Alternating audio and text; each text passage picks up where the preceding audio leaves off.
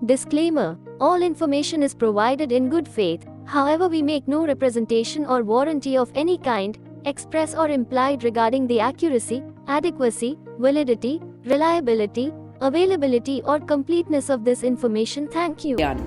Hello, मैं doctor राजन वैद्य, MD डीजो Mumbai, एमआरसीओजी London, कल्याण स्थित Cyrus fertility centre इस आईवीएफ सेंटर में पिछले 28 साल से फर्टिलिटी स्पेशलिटी ट्रीटमेंट्स कर रहा हूं।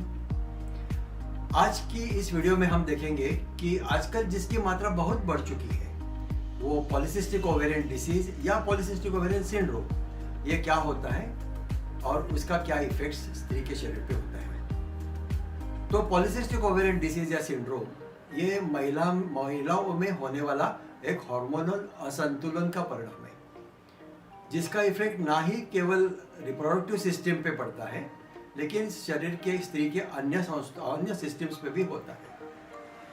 पॉलीसिस्टिक ओवेरियन सिंड्रोम जानने के लिए पहले हम जानेंगे कि नॉर्मल ओव्यूलेशन कि नॉर्मल स्त्री बीज कैसे निकलता है।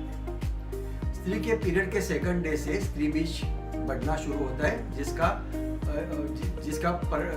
जिसका कारण है कि ब्रेन से निकलने वाले एफएसएच या एलएच हार्मोन का कारण, जो ओवरी में एक्शन करता है।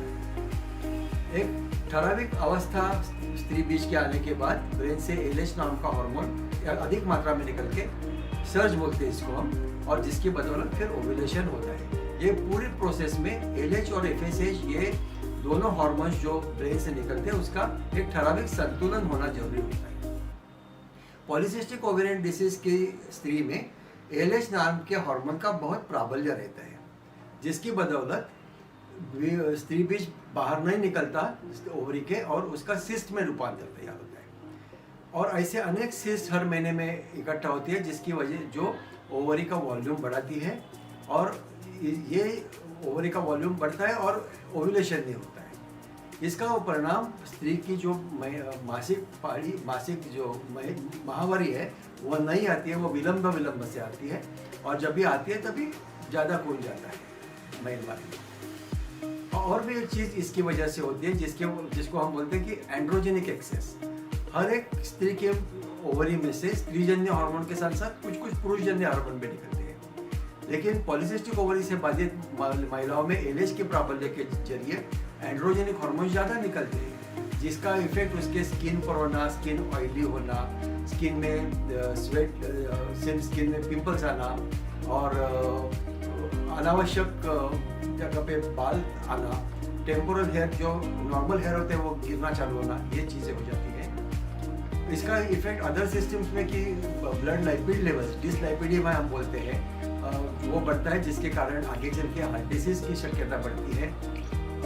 ऑल्सो इनकी पॉलीसिस्टिक ओवरी डिसीज के स्त्रियों में इंसुलिन नाम के जो हार्मोन जो ग्लूकोज का मेटाबॉलिज्म या चयन करती है इसका परिणाम कम होने, यानी कि इंसुलिन रिसेप्टर्स को वो सेंसिटाइज नहीं करती, और इसके लिए क्या होता है कि उनमें डायबिटीज होने की शक्यता बढ़ती है, और इंसुलिन की रिसेप्टर्स इंसुलिन सेंस न करने की वजह से ज़्यादा मात्रा में इंसुलिन आ जाती है, हाइपर इंसुलिनीमिया होता है, जिसकी वजह से वजन भी बढ़ना चालू होता है। तो ये पॉलीसिस्टिक पीसीओडी के बाधित महिलाओं के में पेट में चर्बी इकट्ठा होना और उनका वजन बढ़ना भी चालू होता है। जब ये वजन बढ़ता है, चर्बी बढ़ती है, तो उसमें से भी एस्ट्रोजन और एंड्रोजन ज़्यादा निकलना चालू हो जाता है, जिसकी वजह से पॉलीसिस्टिक ओवरी भी बढ़ती जाती है। तो पॉलीसिस्टिक ओवरी की वजह से ओबेसिटी यानी कि अतिस्थूलता बढ़ती है, अतिस्थूलता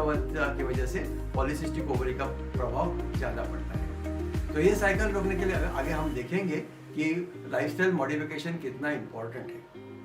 रिप्रोडक्टिव सिस्टम में ओव्यूलेशन न होने के कारण इनमें इनफर्टिलिटी आ जाती है, और ये पेशेंट हमको इनफर्टिलिटी के लिए ट्रीटमेंट के लिए हमारे पास आते हैं। इसकी उपचार मात्रा में हम अगर देखें तो lifestyle modification is one of the most important step in the management of polycystic ovarian disease. उसके पॉलीसिस्टिक ओवेरियन डिसीज को मैनेज करने के लिए आपका जो लाइफस्टाइल है वो मॉडिफाई करना पड़ता है, बदलना पड़ता है।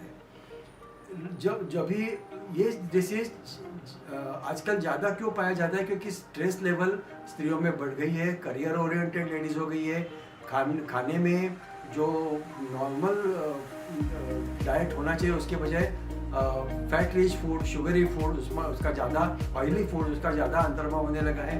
व्यायाम का अभाव होता है कि एक जगह बैठ के काम करना पड़ता है।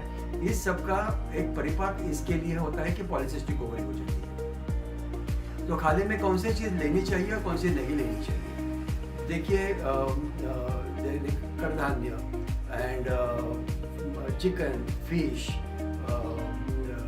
Fresh fruit, these are the things which will, ये जो चीज़ें हैं जो आपके पॉलीसिस्टिक ओवरी की मात्रा कम करने के लिए मदद करेगी।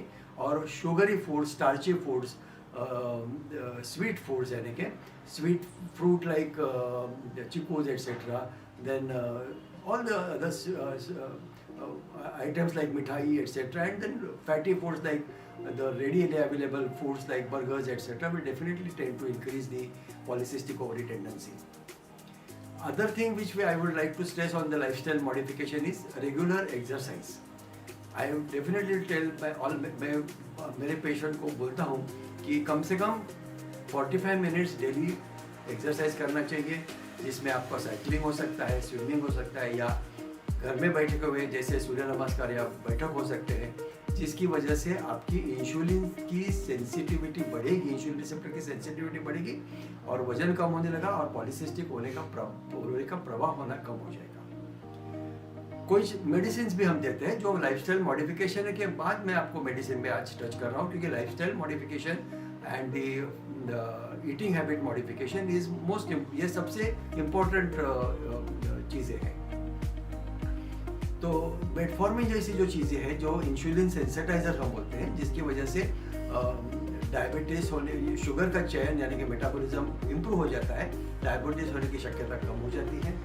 अगर आपको एंड्रोजेनिक एक्सेस है, ऑयली स्किन है या एक्ने जैसे चीज़ें हैं, तो वो anti androgens drugs like spironolactone, finasteride, flutamide, ये जो चीज़ें, ये इस टाइप की ड्रग दी जाती है और इस टाइम आपको कॉन्ट्रासेप्शन करने को सलाह दी जाती है। पीरियड्स खाली रेगुलराइज करने के लिए हार्मोनल पिल्स दिए जाती है, जिसकी वजह से आपको महीने आ जाए, और ये पिल्स नॉर्मली 3 to 6 मंथ्स में दिए जाते हैं। नॉर्मली उसके बाद में महीने के महीने आना चालू हो जाता है।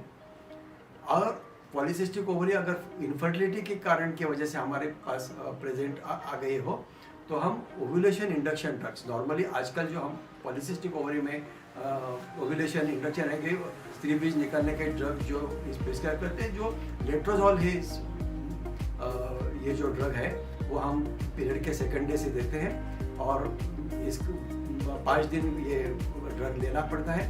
5 दिन के बाद में उसकी सोनोग्राफियाँ हो जाती है। 8वें 10वें दिन से नॉर्मली 13-14 दिन में एक सिंगल फॉलिकल पैदा होता है, जो उसकी प्रजनन क्षमता को लेडी की बढ़ा देती है। सो ओव्यूलेशन इंडक्शन ड्रग ये जो अगर पेशेंट फर्टिलिटी चाहे तो, अगर इन सब से अगर ओव्यूलेशन इंडक्शन ड्रग से अगर फर्टिलिटी जो ओव्यूलेशन न हो या